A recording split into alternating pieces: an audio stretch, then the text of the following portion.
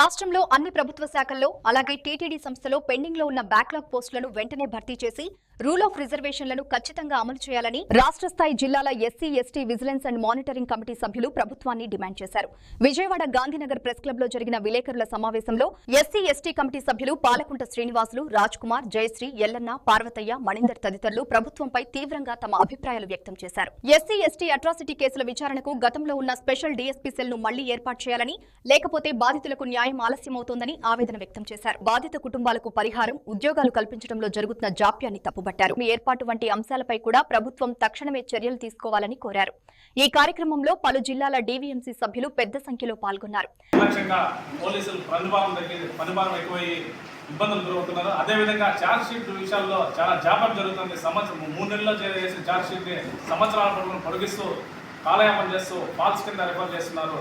దాన్ని దృష్టిలో పెట్టుకొని గౌరవ ముఖ్యమంత్రి గారికి ఒకటే విజ్ఞప్తి చేస్తున్నాం. మా కమిటీ తరఫున గతంలో లాగా ఉన్నటువంటి ఎస్సీ ఎస్టీ ప్రత్యేక సెల్ని పునఃప్రతిష్ఠించాలని చేసి కొనసాగించాలని చెప్పేసి ఈ సందర్భంగా మేము సూచిస్తున్నాము. అదేవిధంగా ఎస్సీ ఎస్టీ కార్పొరేషన్ నిధులు మంజూరు విషయంలో జాప్యం జరుగుతుంది. కానీ దానికి నిధులు మంజూరు చేసి సూక్ష్మ ఎస్సీ ఎస్టీ పారిశ్రామికలకు రుణాలు మంజూరు చేయాలని చెప్పేసి ఈ సందర్భంగా మీ దృష్టికి తీస్తున్నాం. అదేవిధంగా ఎస్సీ ఎస్టీ కేసుల్లో పార్టీ 1 నోటీస్ ఇవ్వకూడదని చెప్పేసి సుప్రీంకోర్టు గైడ్లైన్స్ ఉన్నా కూడా ఈ రాష్ట్రంలో పోలీసులు పార్టీ 1 నోటీస్ స్టేషన్ పైన వచ్చి చేతులు దులుపుకుంటున్నారు.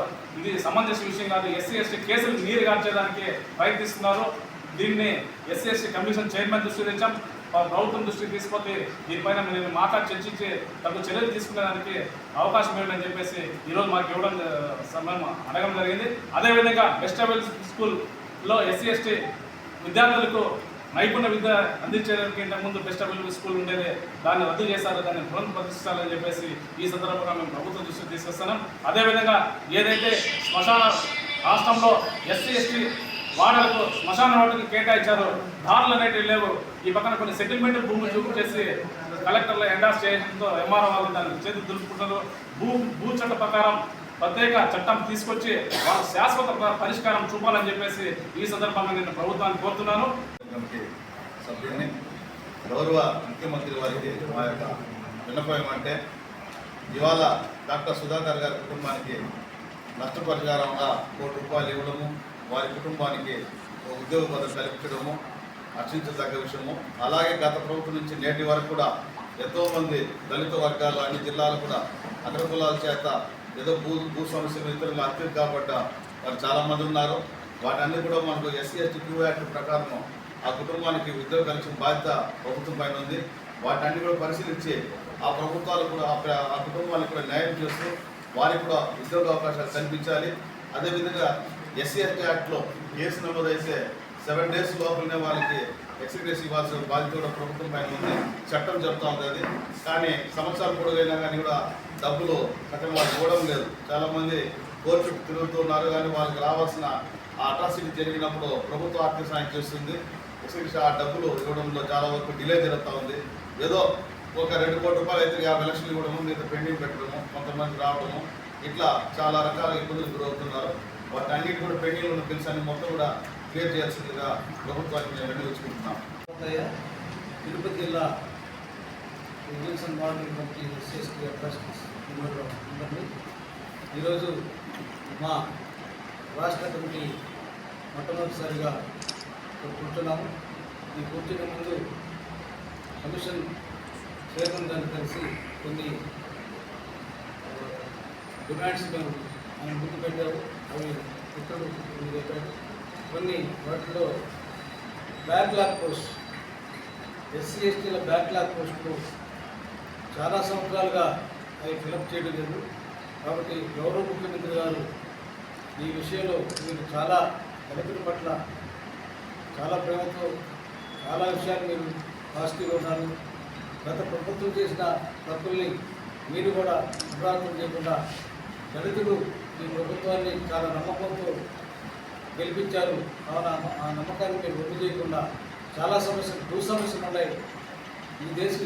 ఈ రాష్ట్రంలో కొన్ని లక్షల ఎకరాల ప్రభుత్వ భూములు మిగిలి ఉన్నాయి. ఇప్పుడు రీసర్వే జరుగుతూ ఉంది. ఈ రీసర్వే తర్వాత మిగిలిన భూములన్నింటి భూమి లేని పేదవాళ్ళకి పట్టాలు ఇవ్వాల్సిందిగా ముఖ్యమంత్రి గారిని ముఖ్యంగా కోరుతున్నాం. అదేవిధంగా బెస్ట్ అవైలబుల్ స్కూల్స్లో ఈ కార్పొరేట్ స్కూల్స్లో కూడా పేద విద్యార్థులు వెళ్ళి ఫ్రీగా చదువుకునే సదుపాయాన్ని ఇంతకుముందు ప్రభుత్వాలు ఏర్పరిచాయి. కానీ ఇంతకుముందు గవర్నమెంట్ దాన్ని తీసేసింది. మళ్ళీ ఆ పథకాన్ని పునరుద్ధరించాలని ముఖ్యమంత్రి గారిని మేము కమిటీ సభ్యులు కోరుకుంటాం. అట్లే ల్యాండ్ పర్చేసింగ్ స్కీము చాలా సంవత్సరాలుగా అది అమల్లో ఉండింది. దాన్ని తీసేశారు. ఆ స్కీమును కూడా పెట్టాలని మేము కోరుకుంటాం. ఇంకో ముఖ్య విషయం ఏంటంటే DVMC సభ్యులుగా మేము ఎన్నికైన తర్వాత ప్రతిరోజు ఏదో ఒక గ్రామానికి వెళ్ళి మేము సర్వీస్ చేస్తున్నాము. కానీ మాకు కనీసం రెమ్యునరేషన్ రూపంలో ₹1 కూడా కనీసం మా పెట్రోల్ ఖర్చులు కూడా మేము ప్రభుత్వం నుంచి రావడం లేదు. మేము చాలాసార్లు మా ప్రభుత్వాన్ని కలెక్టర్ దృష్టికి తీసుకెళ్ళాము. దాన్ని ముఖ్యమంత్రి గారితో మాట్లాడుతున్నాము. కాబట్టి దయవుంచి ముఖ్యమంత్రి గారు మేము ఈ సభ్యులు అందరూ SC ST సభ్యులు మాకేమీ డబ్బులో ఇవ్వడం కాదు. మా మెరిట్ చూసి కలెక్టర్లు మన ఎమ్మెల్యేలు మాకు ఈ పదవులు ఇచ్చారు. మేము కరెక్ట్గా పనిచేయాలంటే మాకు మినిమం ఏదైనా కొంత అమౌంట్ని రెమ్యునరేషన్ ఇస్తే మేము కొద్దిగా చురుగ్గా పనిచేసి గవర్నమెంట్కి ఇతోదిగా మేము సర్వీస్ చేసేందుకు కూడా అవకాశం ఉంటుందని మేము విజ్ఞప్తి చేస్తున్నాం.